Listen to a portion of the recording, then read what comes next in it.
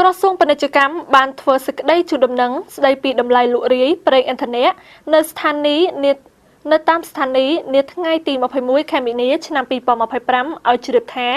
យោងការប្រែប្រួលនៃតម្លៃប្រេងឥន្ធនៈលើទីផ្សារក្នុងតំបន់និងអន្តរជាតិផ្អែកតាមតម្លៃមធ្យមប្រេងឥន្ធនៈលើទីផ្សារអន្តរជាតិថ្លៃលក់រាយប្រេងឥន្ធនៈពីថ្ងៃទី21ដល់ថ្ងៃទី31ខែមីនាឆ្នាំ2025នឹងត្រូវលក់ 4,110 រៀលក្នុង1លីត្រសម្រាប់ប្រេងធម្មតា Gasoline 92 និង 3,960 រៀលក្នុង1លីត្រសម្រាប់ប្រេងម៉ាស៊ូត Gasol 10 ppm ខាងលើនេះយោងប្រកាសអន្តរក្រសួងលេខ0083 ពោណ ROE ប្រកចុះថ្ងៃទី22ខែមីនាឆ្នាំ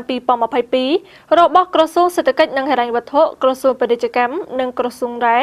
និងធម្មពលស្តីពីការកំណត់រូបមន្តសម្រាប់កែសម្រួលថ្លៃលក់រាយប្រេងឥន្ធនៈនៅកម្ពុជានិងយោងលើការព្រមព្រៀងលើរូបមន្តកំណត់តម្លៃជាមួយក្រុមហ៊ុនប្រេងឥន្ធនៈដែលប្រកបអាជីវកម្មនៅកម្ពុជាគូបញ្ជាក់ថាអនុវត្តតាមគោលការណ៍ដែលដាក់ចុះដោយសម្ដេចព្រះមហាសេនាបតីតេជោហ៊ុនសែននាយករដ្ឋមន្ត្រីនៃព្រះរាជាណាចក្រកម្ពុជានីតិកាលទី6នៃរដ្ឋសភាក្នុងគោលបំណងជួយសម្រួលដល់ជីវភាពរបស់ប្រជាពលរដ្ឋនិងដែលមានការចូលរួមចំណែកពីក្រុមហ៊ុនចែកចាយប្រេងឥន្ធនៈនៅកម្ពុជា